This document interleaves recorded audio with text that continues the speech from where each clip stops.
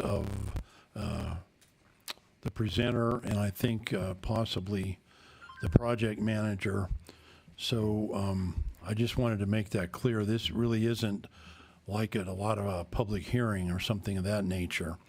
So I'm really thrilled to be actually going on site and actually having all of us have the opportunity to really come to understand the pump house and what we conceive of it to be at the site. So that's certainly great, and I welcome the media here. I think that everybody that wants to attend knows they have to sign a release. Jennifer's got them and is glad to have them.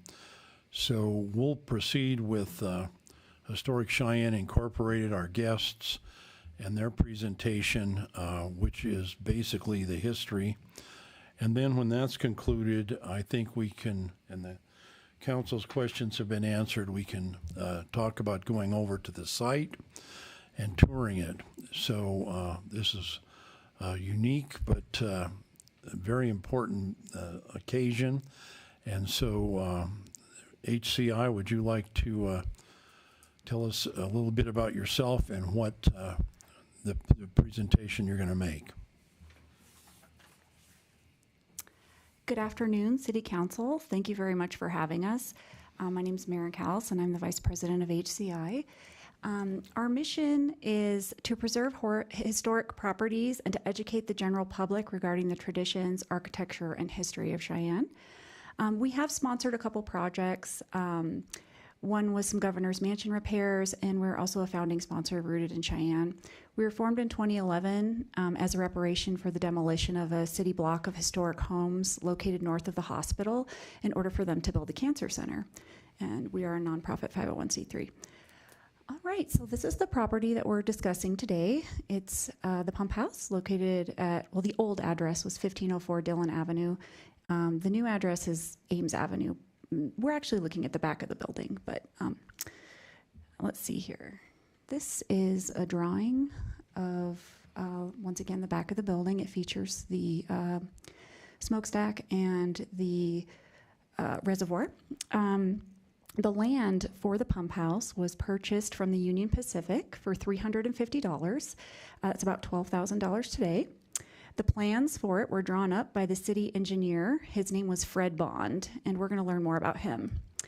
He designed it to have a large engine room, a boiler room, and living quarters. The living quarters were greatly improved from the other pump house. He wanted it to have a living room, 3 bedrooms, a kitchen, an office, and a machine shop for concocting taps. The new living quarters was for the full-time engineer, whose name was Andy Artist, his wife Louisa, and their 5 children.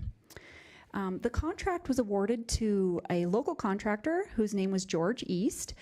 His office and yard were located at 18th and Seymour Avenue. He was paid $5,278 for his work, which is $180,000 today. Although George East planned on completing the pump house in only 1 month's time, he began work in November. So the inevitable delays of winter and spring weather definitely extended the timeline to 6 months. So why did Cheyenne need a new pump house? So this is a Sanborn Fire Insurance map rendering of the first pump house on the right of the screen, and it was located at 28th and Central Avenue. And you can see how the dwelling on the bottom part is the same size as the coal room. So they definitely needed a bigger space to live. So that was one reason, but it was considered by citizens to be an eyesore. So if you don't know where Central and 28th is, it's where the current state library stands. So that's where it was. It delivered insufficient water pressure, which meant that fire hydrants were not reliable. So when they needed to suppress a fire, they didn't always have the water they needed. And in addition, sometimes water didn't reach the second floor of buildings. So you can imagine the frustration of hotel owners downtown, renting out these rooms, then advertising indoor plumbing, and they don't even get any water. So also, the water itself was untreated and unfiltered. So this caused an unpleasant taste and an odor. And sometimes citizens occasionally found their indoor pipes to be clogged with small fish. Yep. So the demand for reliable water pressure to put out fires and also cleaner water was a big driving force behind the construction of the pump house. Also, real quick before we change the slide, I clipped out some things up there from the Sanborn fire insurance map. So if you'll notice, November of 1883, our population was 6,500 people. Just 3 years later, it jumped to 9,000. That's a 40% increase. And then only 8 years later, when the pump house, the second pump house was built, the one we're discussing, it jumped another 40%. So imagine our population today at 65,000 people. In 2028, all of a sudden it's 91,000 people. Like that's just a huge boom. So they really, really needed another pump house just to get water into the community because it would be safer, and also they just needed it. So that's why we have pump house number 2. The new facility gave the pump house engineer complete control over the water in the lakes north of town. So those lakes are Sloan's Lake, Lake Minnehaha, and Lake Absaraka. I think that's how you say it. So the water from those lakes was to be transferred through an 8-inch pipe across the city to the Crow Creek Dam, which was located on 19th Street. So at 19th Street and Crow Creek, if you know where that is, it's kind of by Miranda and Concrete. They were going to refurbish the dam that was already there to be 1,000 feet longer. And the water that was held at this dam was going to be filtered through a large network of galleries that they were going to install in the creek beds. So filtered water was then going to be transported 3 blocks to the south through a 12-inch pipe to a newly constructed reservoir and pump house. So upon its completion, the pump house received quite a lot of accolades from the press. The Cheyenne Daily Sun, just a few months before it opened, is quoted as saying, "The pump house is one of the handsomest structures in Cheyenne and will command the admiration of all who may visit that part of the city." Just a month later, again, they were quoted as saying and praising it to be as a veritable young depot, which you can see it highlighted up there. 5 years later, there was another article, and I'm going to paraphrase it. A group of gentlemen who were stopping over on their way west, they remarked that considering Cheyenne's climate, it was one of the most attractive cities during the hot months along the Union Pacific system. And the beauty of the pump house was included with the hospital, the convent, the churches, the schools, the courthouse, and the soldiers' home. All right, so the style, so this is this is H.H. Richardson. The style of the pump house is the Richardson Romanesque style. He was a prominent Boston architect. He designed the Trinity Church in Boston, if any of you have been there. This style is also used for Ames Monument in Laramie. So what's kind of interesting is that, you know, the depot is in Richardson Romanesque, and that symbolizes the railroad. And then you've got Ames Monument, which is the highest point on the railroad, and that was the point. They needed water to get up over Laramie Pass, and the pump house is also built in this style, which symbolizes the water needed. So it's like these 3 monuments are built in the same style, and they all kind of tie to Cheyenne. Okay, so this style was unique because it was an American style, although it did draw on Roman antiquity by using, you know, repetitive arches and cut stone. It was mainly a style that was reserved for public structures. And also it was only used during the last few decades of the 1880s, so it was a relatively short duration that this style was used, and it's uniquely American. So. What's kind of cool about this design is, well, you can see it's ashlar sandstone block. Ashlar just means a rough style of masonry. It's large square cut stones. And so you can see it here in this picture. Another cool thing about this pump house was the way it was designed. They designed it with a hipped pyramidal roof, which means just a roof that's like a pyramid. And this shape not only it's very attractive, but it's also very good and stable against strong winds and harsh weather. The design minimizes the chance of the wind having a large surface to attack, and it prevents it from getting up under the roof and causing damage. So this could be one of the reasons why it's lasted as long as it has, because the roof is, you know, strategically built. And what's cool is those rosette brackets are still there. So those are original. And it's just a nice detail. The most outstanding feature of the building right now is the oculus window. What's funny is that this window is never meant to be seen. And the craftsmanship is just, it's really good craftsmanship for something that was never meant to be seen. And it was meant to serve as a way to ventilate the coal ash into the 65-foot smokestack that stood directly in front of it. This smokestack was a geographic landmark in Cheyenne for 80 years until it was demolished in the 70s, thus revealing the oculus window, which is now one of the most prominent features. All right, so there were 3 Pumphouse engineers during its time. They were paid about $95 a month salary. Today, that's about $3,500 a month to run this facility. They lived here with their families. The first one was Andy Artist. He served in the Civil War in the 7th Iowa Cavalry. Before he became the Pumphouse engineer, he was one of the first locomotive engineers for the UP Railroad. Unfortunately, his leg was badly injured in a train wreck on the Pocatello line, for which he ended up suing the UP for damages. And so there's a lot of him in these newspapers about his dealings with the Union Pacific, because what happened was he suffered severely after that injury, and he had a very bad limp, and so they were afraid they were going to have to amputate his leg. But the surgeon found once they cut him open, that the UP surgeon left a rubber tube several inches in his leg, and the ensuing infection left him, like in so much pain all the time. And so because of his issues with mobility, I speculate that that's why he became the Pumphouse engineer, because it was kind of, he could be on site and do his work. He didn't have to be on the trains. But anyway, so that's kind of interesting. So he struggled in that way. But a lot of the other articles feature him as like a hero. So one quote, "Friends maintain that Andy Artist is a born hero. In his residence of a great many years, his acts of bravery have been frequently given to the public." So this article details how cattle broke out of the stockyards and they fell between the ties of the railroad bridge because they were trying to cross the bridge, and Andy arrived at the bridge just in time as the train was whistling from the west, and he managed to flag the train, and the train stopped. So it saved the cattle. There's another article about how he saved a boy from drowning in Crow Creek and discovered a stolen mail pouch, which he returned to the mail authorities. So he was a Freemason, he was a member of the Cheyenne Elks Lodge, the McKinley Club, and he was a member of the Iowa Post of the Grand Army Republic.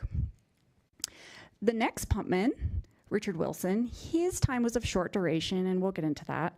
But he was from North Wales. He was a foreman's assistant at the J.T. Clark Hose Company, which is what they called firehouses then. They called them hose companies.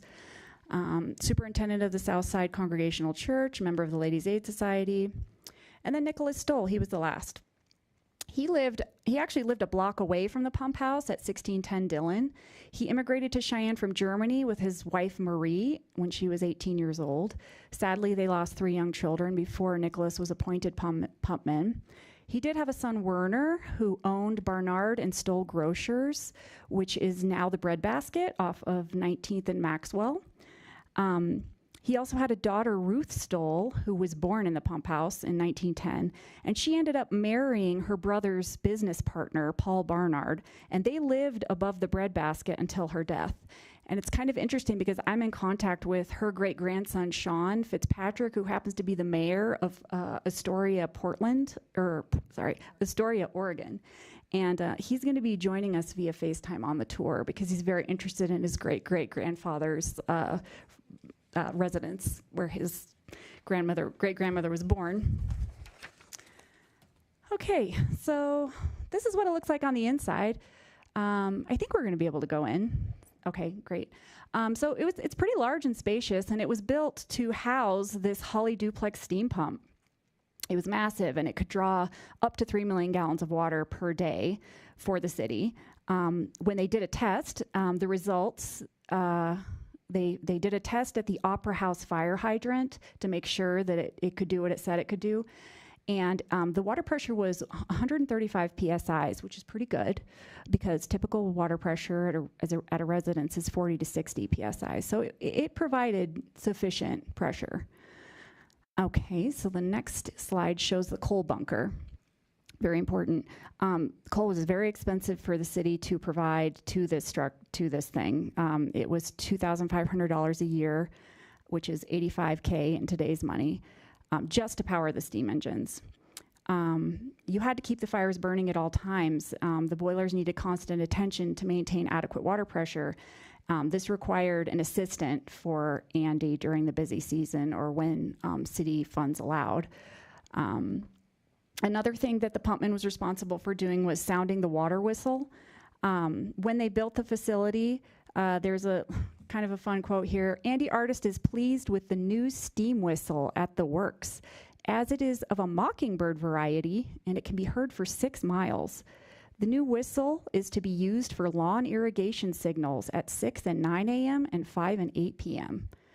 So 8 years later, there's another little thing here. Friends of Andy chided him for blowing the hideous water whistle when the lawns were covered with 15 inches of snow in April. He responded, "A good soldier always obeys orders," and no one was fined for overtime. So there's like kind of a lot in there. Like he had a sense of humor about like the constant work. He had, you know, the sounding the whistle every day. Can you imagine getting up with over a foot of snow on the ground and hearing the water whistle? And also the fact that no one was fined for overtime, that does tell you that if you did water past 8 p.m., you got fined. So they were rationing water even then. A little bit later on, they did impose a curfew whistle because I guess the kids were just running all around town late at night. And so he was, again, responsible for sounding the curfew whistle. Another thing was the bell system. So there were bells going off too while all these whistles are going off. And the bell system was for the firehouses. When a fire broke out, they would signal the bell for the pumpmen to increase the water pressure so they could put out the fire. And also vice versa. You know, the pump house would sound to the hose house when they knew a fire had broke out, so they knew to come. But it was not a very good system. A lot of times they just didn't get the message. So eventually they installed a telephone system. Okay, so we're going to talk a little bit about the reservoir because this is kind of interesting. It was designed also by Fred Bond. The man who won the contract was R.W. Bradley. It was to be 12 feet deep, and it was about 3/4 of a football field. The floor was 3 inches of concrete, and it had sloping sides of 8 inches of concrete. So Fred designed the reservoir to hold roughly 2.5 million gallons of water that was to be from the newly refurbished Crow Creek Dam. It was supposed to be enclosed by a high tight board fence, and it was supposed to have a floating roof, but I'm not sure if those were ever completed. There's an interesting time. 1895 is just 3 years after the new facility opened. There were a lot of Cheyenne residents complaining about how bad the water was tasting and smelling. It was so bad they had to close public schools, and people were getting sick. And they were accusing they were saying that it was from the reservoir, that the water was bad in the reservoir. And Chairman Bond, Fred, was like, "No, it can't be that. There's no way because there is current in the reservoir because the 12-inch pipe that goes into it yields no stagnant water. There's no way. It's because of the runoff from spring. It's because of, anyway." So a week later, they drained the reservoir, and they found that there was a vast area of mud and filth, 18 inches deep in parts, and it coated the entire bottom of the basin, and fungus clung to the walls. And so citizens were convinced that this was the cause of so much illness and even some death. And it's kind of interesting because people who had the old wells who weren't yet a part of the city water, they were safe. And that included the pumpman Andy. He didn't actually drink the water that he managed. He had his own well. So he was the one closest to it. So anyway, it's just interesting. So from that point on, one good thing happened is that they initiated annual cleanings, drainings and cleanings of the reservoir from that point on. And another interesting thing about Fred Bond is that he ended up dying 8 years later in 1903 of typhoid fever, which, if you know anything about typhoid fever, it's an illness contracted from contaminated water. So he lived by the sword, for sure. And it's kind of cool as his grave can be viewed at our very own Lakeview Cemetery. Fred Bond, there it is. May he rest in peace. Okay, so this is an aerial view of the place we'll be going. The blue outline is like the city block, and then the red outline is the reservoir. It was pretty large. You can see it pretty much is buried underneath Ames Avenue. This area of town was known as the Bottomlands. And about 121 years ago, May 21st, 1904, a flash flood occurred. And as you know, if you've been here, you know, for some time, you know that Cheyenne is prone to occasional flash flooding. Well, this was a big one. So in a quote, "An appalling wall of water swept down Crow Creek, and in a moment, all of the city located in the bottomlands bordering the creek north of the UP Railroad was underwater," said the Cheyenne Daily Leader. So Andy and his youngest daughter, Jessie, and her 3 girlfriends were in the living room of the Pumphouse around. So she was having a slumber party, I think. The sun had just gone down at 9 p.m., and all of a sudden they heard this ominous roar of rushing water. And Andy and his daughter Jessie were trapped in the dining room, and they had to stand on chairs until the water reached their necks before it began receding. Meanwhile, Jessie's 3 friends managed to escape. They tore out the top portion of the screen door that couldn't be opened due to the force of the rushing water, and they managed to climb onto a window casement and got onto the roof. They were rescued by Chief Nimmo, which is kind of a name in this. There's some streets named Nimmo. Oh, cool. Well, he rescued these girls in a boat when the waters kind of like finally calmed down, but then the boat capsized. So they all managed to stay with the boat until it washed up against the fence, and they were able to finally be helped out of the water. Andy himself was rescued in another boat. They had some neighbors across the street named Mr. and Mrs. Brown, and they were just in like a wooden house, and they had to punch a hole through their ceiling and climb into the attic as their house was uprooted and swept away by the current. The newspaper said they were taken along for an involuntary cruise. Right, it's kind of funny. And scary. Before their house was lodged squarely under the 16th Street Bridge. So needless to say, the boiler fires were extinguished. This meant that the old pump house had to be put back into the main service until the floodwaters receded, and during this time the public was urged to boil their water.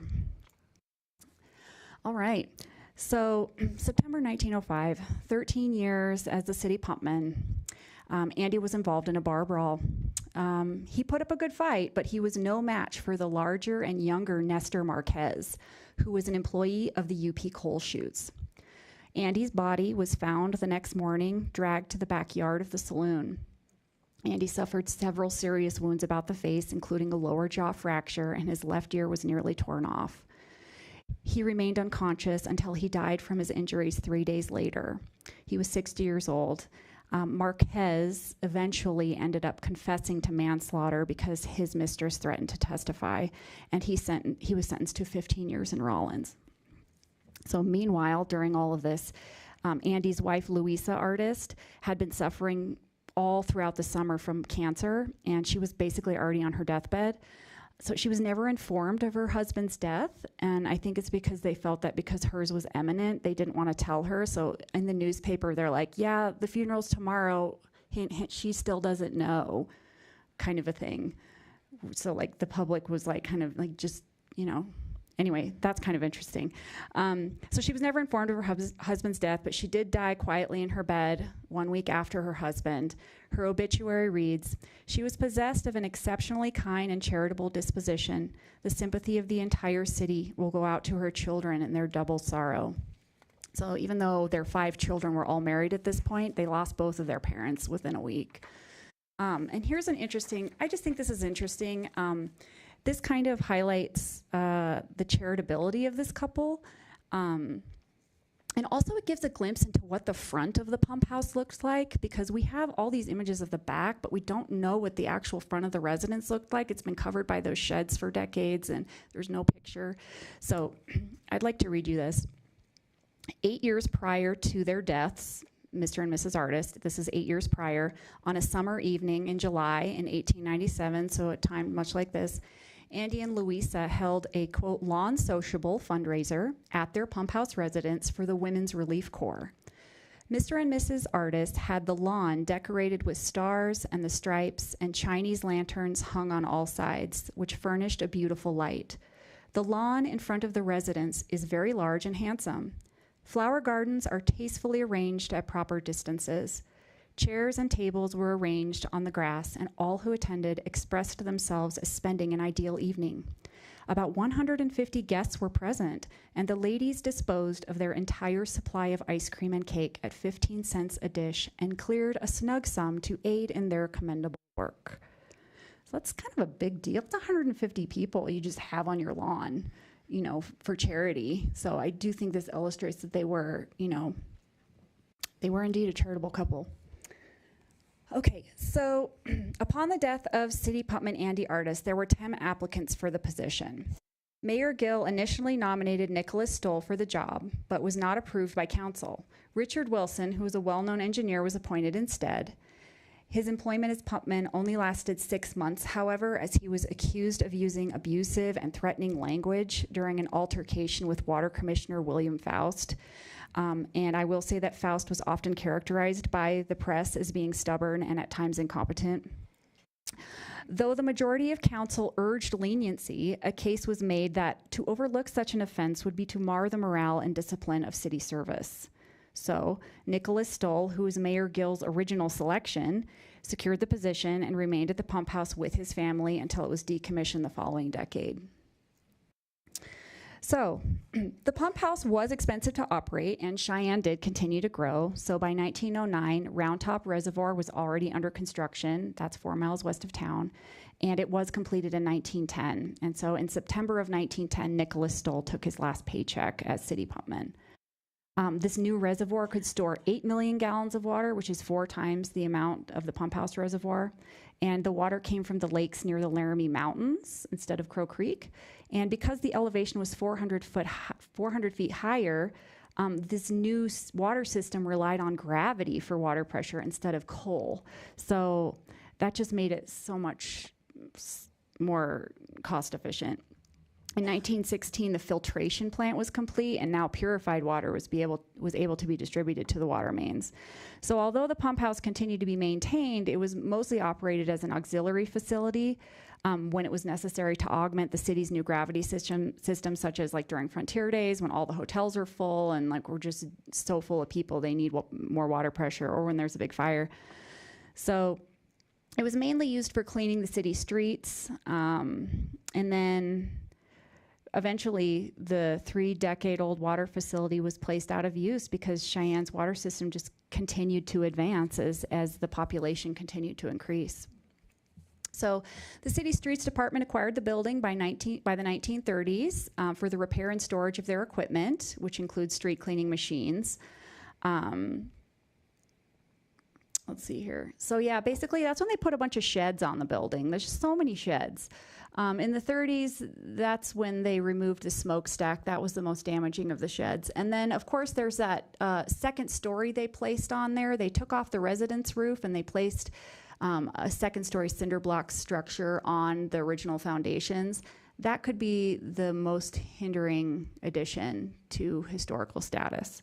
But that's what happened.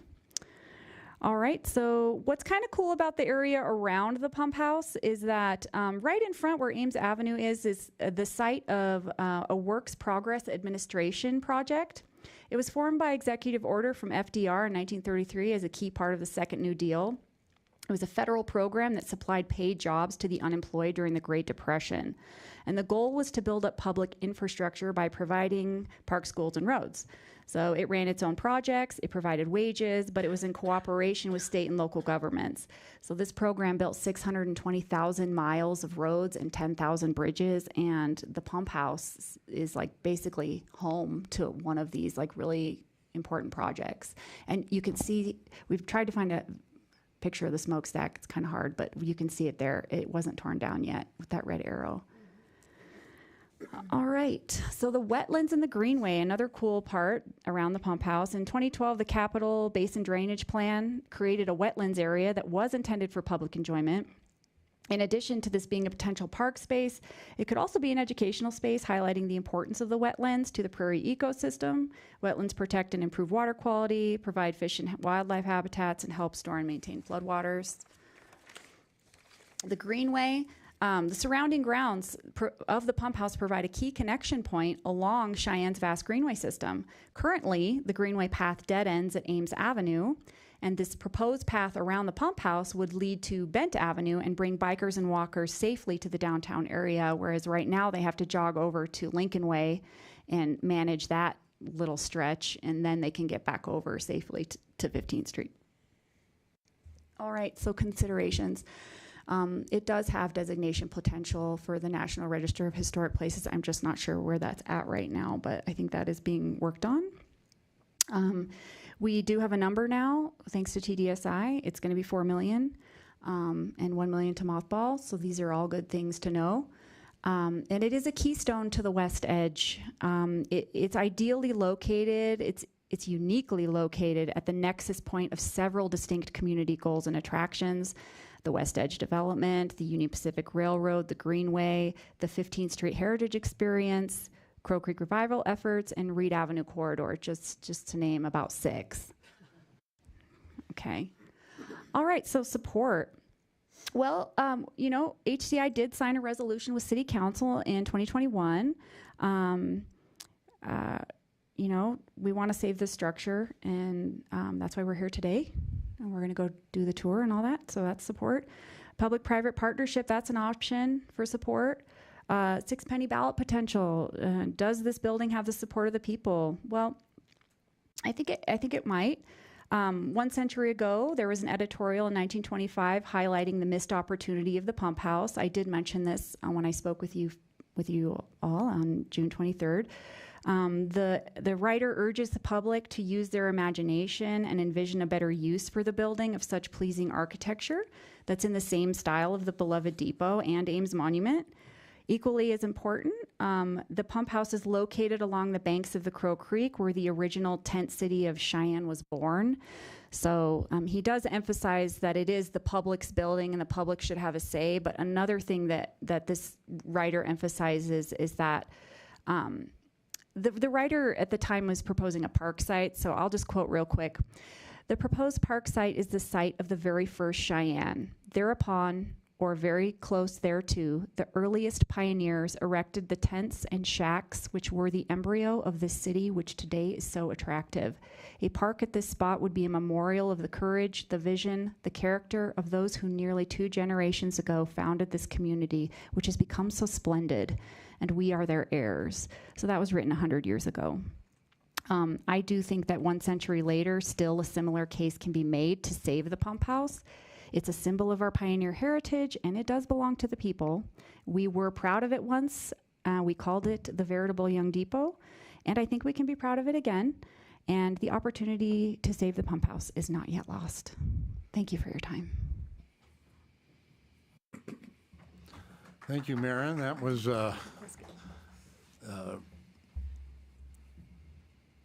very interesting, and I think that speaks to there's more to it than the bricks in the building. It is about our community and how it's grown. So I believe, and Stephanie Lowe is here from Historic Cheyenne Incorporated. Are there any questions for our presenter? Yes, sir. First, go ahead, Dr. Aldrich or Emmons? Aldrich, yes. Okay. I just wanted to make sure. You have to be clear when you say doctor anymore. That's right. That's true. Yep, that's Well, for first sure. and foremost, thank you so very much, through you, Chairman Laybourne, to our presenters. A really interesting history, I think, and really speaks to the significance of this building. I did want to ask a couple of questions. I don't know if there's anyone that can tell us how this plays into our DEQ plan for water that we actually have. I believe my understanding is that this wetland is actually denoted in our plan with DEQ for maintaining Crow Creek and one of our water supplies. And so I'm not sure if there's anybody that has that, and I'm getting a head shaking no, that information, but that I think is vital to this conversation as well. I also don't remember, and I may just not remember, that we continually talk about this as being a potential park, but I don't recall, and maybe some of my colleagues do, seeing this in the park master plan that was just completed. So I don't think that it's actually currently planned to be a park, even though that's been a common conversation, I think, over the years. I did want to let the council members know that there will be a proposed substitution of the resolution that Mr. Hopkinson worked on that will be coming up, be available, that would allow for leases and public-private partnerships. Also, we'll talk about a market analysis, give us the flexibility for a market analysis versus just a straight estimate, and then also designating that what we're talking about in the resolution that's been proposed and is currently postponed is the pump house and the parcel that it sits on, because there are multiple parcels in this area. Our Assistant City Attorney, Mr. Hopkinson, may have more details on that substitution, but I did want the council to know that he's been working on that, and I believe it will be available at our next opportunity to talk about this resolution. So that's all that I had. Thank you. Thank you. Thank you, Mr. Chairman. Through you, you've said that 100 years ago we were having this same conversation. So what has stood in the way in the last 100 years of getting this done? Because obviously it just continues to deteriorate, making it more and more of a challenge and more expensive. So why haven't we already done this? Well, 1925, I think that was shortly before it got transferred over to the city streets department. So I think that was maybe the city's response of like, yeah, we should do something with this. And so then they just maybe handed it over in that way. And then it was continued to be in, Stephanie, you want to take a crack at this one? Chair, through you, I just think it was used by Public Works for a long time. A lot of different departments were in and out of the building. And the last I knew, early 2000s, was used for tire storage. And if anyone knows about tires, if they were to catch on fire, it would be very difficult to put out. So the city worked to clear out the tires, and then they moved into the wetlands park and getting all of that stuff cleared out of the space. And then it's just been sitting vacant. I think the issues, it's a shell of a building. It is, as you guys will see if you can make it over, it can be used for virtually anything. There are site constraints to the building, and then it is located in the floodplain. So some of those developmental items make it a complex site to look at, but it's also kind of out of the way. No one really knows it's back there. So, Mr. Chair, I have a follow-up.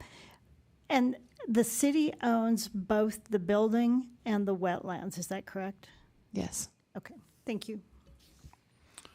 And go ahead, Jeff. Thank you, Mr. Chair. Through you to Stephanie, 2 questions. You just indicated that this building is in a floodplain.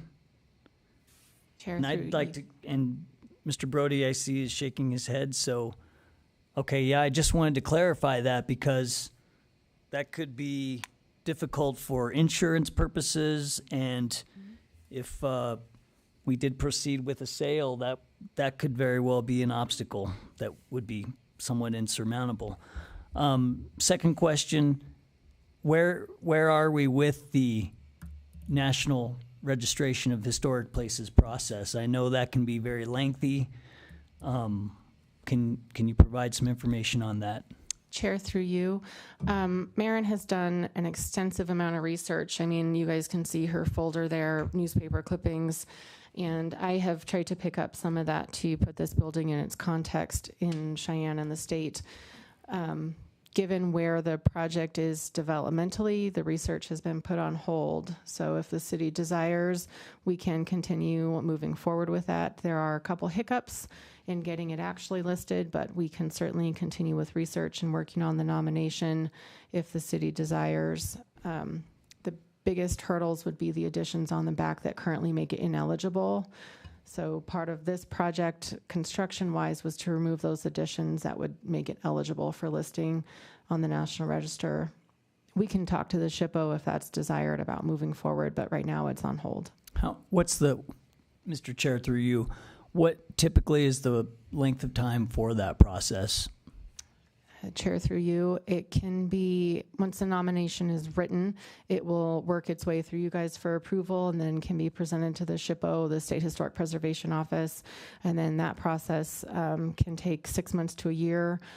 You work with a preservation officer and he has a review committee. They meet 3 times a year for discussion. If you write a good nomination, it might not take many edits. It could take a lot of edits, so it could be an additional year. Thank you for that information. And just a quick comment before I wrap up, Mr. Chair. I really want to thank you for the presentation. It was fascinating and information that I certainly never knew. And I think it would make a good book, quite honestly. Mr. Escabel? Thank you, Mr. Chair. Through you, yeah, that's interesting history and it's a story that we need to keep alive and preserve. So I was curious about the holly pump. Do we have any information about what happened to those, or is there anything similar to that in a museum somewhere? Or? Yeah, there's like a whole culture of people that are really interested in all that, like steampunk type stuff. Is that what? Well, I think that they took it all out when the streets department, because they wanted it to store their vehicles.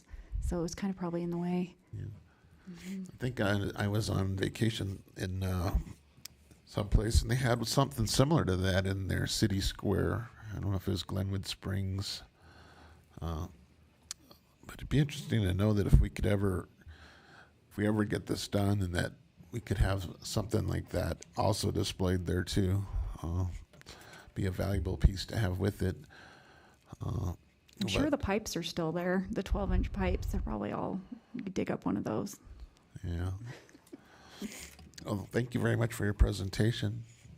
So I did tour it once earlier with my son-in-law. He's a certified structural engineer, and the way he looked at it was a lot different than the way I looked at it. So thank you.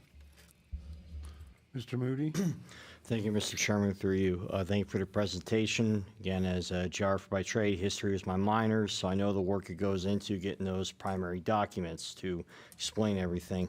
But I just want to clarify, with that concrete addition, it does hinder it from being a designated historical structure. Is that correct? Because I know in some areas in the eastern U.S. that have been there since the Revolutionary War, some of them lost it because they added to it, especially in South Carolina. So would it be safe to say that it can't be added on or anything if we were to sell it? It has to be its original state as it was before that concrete structure got added. Chair, through you,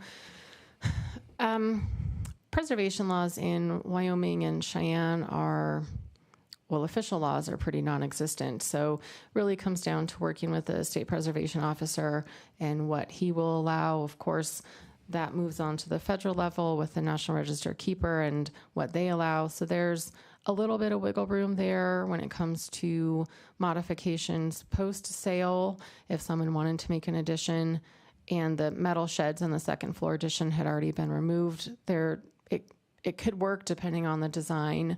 Currently, as it stands, it's not eligible. It doesn't tell the story of when it was built and when it was used as a pump house. Those additions were put on when it was used by city public works departments, and so they need to come off to take it back to that pump house story.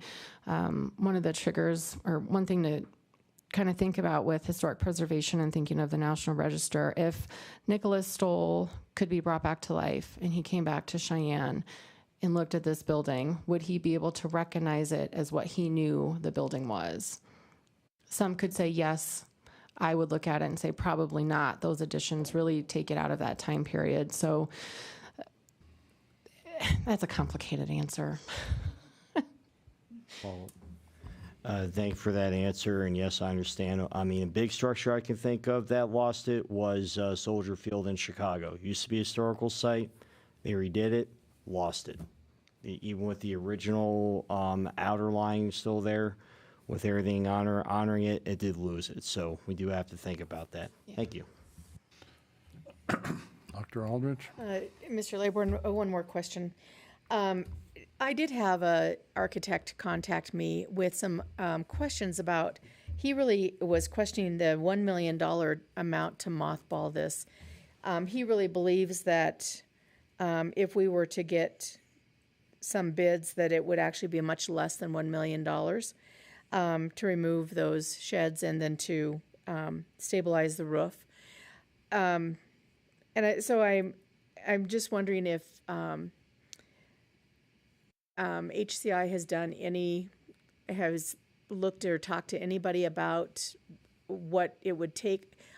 When in 2021, when we signed the partnership or the resolution with HCI, my understanding at that point was we were looking at the need and the importance of getting that roof done. So I'm just, and that's been several years ago. So I'm just curious if you have any thoughts or have talked to anybody about the cost that it would take to get that new roof on and to get the building secured. Chair, through you, Randy Byers could probably provide a better answer to this. He's the one that put the cost estimate together for you guys. I will say that that cost does include removing the additions, which are actually structurally connected to the main building. So there's a lot of structural considerations that need to be made, and then you can't leave those openings exposed, so you do have to provide some sort of infill to help secure the structure and close it up to weather and animals. And then the roof itself structurally is primarily sound. There's a couple of large trusses that appear to have some damage done to them given the age, and there is one that's got some water damage to it, so you have to look at securing that and shoring that up and then putting a new roof on. So there's a lot of other factors in there than just going to slap a new roof on it. It's not as simple as just removing those metal additions. There are some other things that need to be considered when you're taking it back into that mothball phase. I'll follow up. Go ahead. Chairman Laybourne, through you, I just have to say that quite honestly, I find it really sad that this is our community history, and that we have done such a very poor job as stewards of city property of maintaining and taking care of that property. It's an eyesore on that side of town. I don't think that he would recognize that building. Yeah. And I just think that we ask our residents to take good care of their property, to maintain their lawns, to cut their weeds. And you look at that and you wonder who in the heck owns that property and why haven't they been fined? And so, it's always the pot calling the kettle black, but I think we have done a really poor job. And we owe the community, I think, a huge apology for a lack of our stewardship to take care of city property and what belongs to the people of the Cheyenne and our history. So thank you for your time today. Any further questions?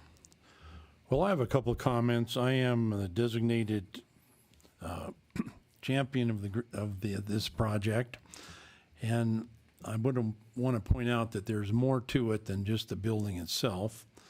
The path system that is currently shut off from public use is an important element of our West Edge effort, and the pond is actually something that the city has a responsibility to maintain with the purpose of treating and controlling that floodwater or surface water from downtown. So it's complex, but I would say this. certainly as a native and as a person who has seen too many historic structures demolished. And I think the point is that we now know that this structure can be rehabilitated. The costs are coming at a particularly difficult moment for us, but it is clearly something that deserves the attention it's getting today. And now I think if everyone is aware and has signed their release that Jennifer has, we could go over and see for ourselves. And I think when we go over and see for ourselves, we'll see a great challenge, but also one that I believe the spirit of Cheyenne that created our city can do that. I see that we've got someone online, Jennifer. We do. Councilman Seagrave has his hand raised. Okay, Councilman Seagrave. Thank you, Mr. Chairman. I do appreciate the history. It's very interesting. I've heard a lot of banter lately that we need a vote of the people and that we're broke. So I don't see us moving forward with much on this project right now. A vote takes at least a year, and if we don't have any money, I don't see how we're going to move forward. But I do appreciate the history lesson. Thank you.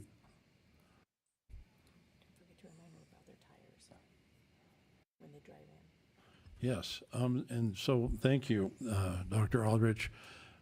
When we go over there, the access is off of basically what is the path system and a gate, which is there next to the building itself. And so it's a pretty wide gate, and there's a lot of room there for us to park.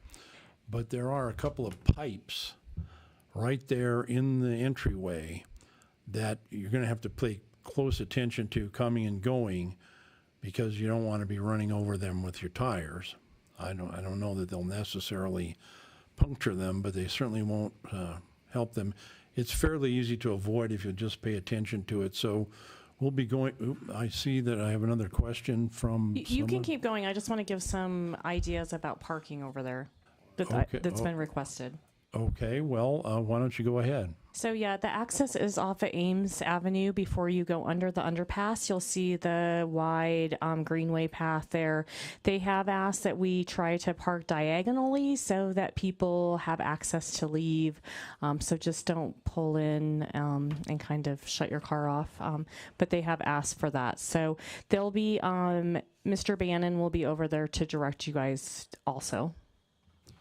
So I think we had a good meeting here and got a lot of good information, but there's nothing like being on the site and actually seeing what's happened there. And I would point out that there was a lot of effort, city effort, Department of Environmental Quality effort that went into this site. And although it is not a designated park property, and certainly we have many responsibilities into park development, it is an essential part of our history and of the West Edge effort that is underway. So thanks for coming, everybody. I think if there are any questions, we have some people that'll be able to answer them on the site. And let's go over there and take a look at it. Thank you.